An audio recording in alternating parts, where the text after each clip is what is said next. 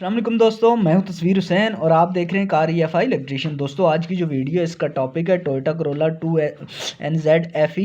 इसका water temperature sensor का ECU pin out हम देखेंगे इस वीडियो में।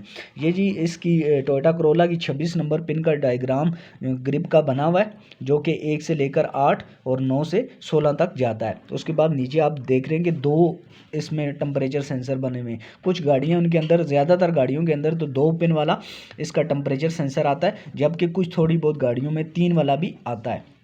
अगर तो आपकी गाड़ी है उसके अंदर 2 पिन वाला ग्रिप है तो उसको आप इस तरह से रीड करेंगे।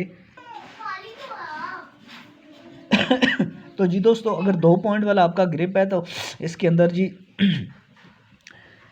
एक में आपको मिलेगा E2 और दूसरे के अंदर आपको मिलेगा THW। ये दोनों 16 पिन ग्रिप में आती है। एक वायर आती है इसके 4 नंबर के ऊपर, जहाँ पे लिखा होता है THW, और जबकि नीचे भी आप देख रहे हैं THW लिखा है। और इसकी दूसरी जो वायर है वो जाती है 16 पिन की 9 नंबर पे, वहाँ पे लिखा होता है जी E2।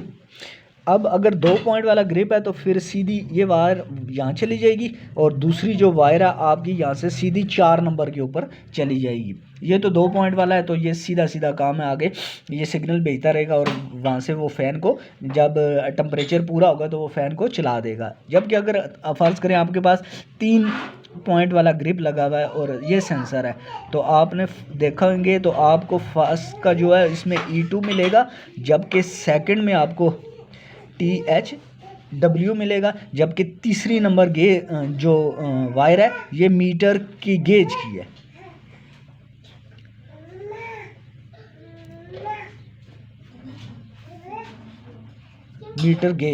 ये मीटर गेज की आ गई और THW और E2 होगा तो सीधा यहाँ पे आ जाएगा आपके 9 नंबर पे, और THW सीधी चली जाएगी आपके यहाँ पे, और इसकी जो तीसरी वायर होगी ये सीधी आपके मीटर के ग्रिप में चली जाएगी, ताकि आप वहाँ से इसका टेम्परेचर देखें कि इस टाइम कितने गाड़ी गर्म हो चुकी है।